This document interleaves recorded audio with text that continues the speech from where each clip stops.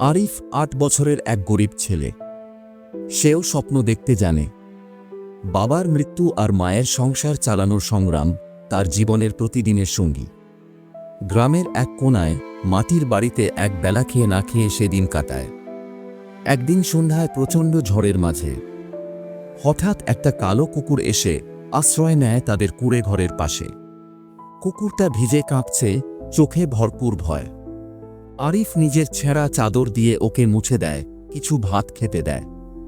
সেদিন থেকেই কুকুরটা তার ছায়া হয়ে যায়। আরিফ তার নাম দেয় ছায়া।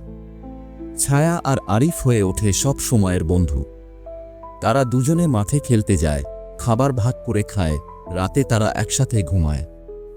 গরিব হলেও ওদের সুখের অভাব ছিল না। গ্রামের লোকেরা কুকুরটাকে ভালো চোখে দেখত না। তারা সবাই বলে কালো কুকুর অশুভ।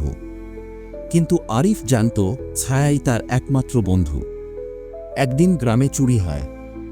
সন্দেহ গিয়ে পড়ে আরিফের ওপর, কারণ সে গরিব। লোকজন এসে ওর ওপর চড়াও হয়। তখন ছায়া তার সামনে দাঁড়িয়ে গর্জে ওঠে। কাউকে কাছে আসতে দেয় না। কুকুরটার জন্য বেঁচে যায় আরিফ। ৩ দিন পর চোর ধরা পড়ে।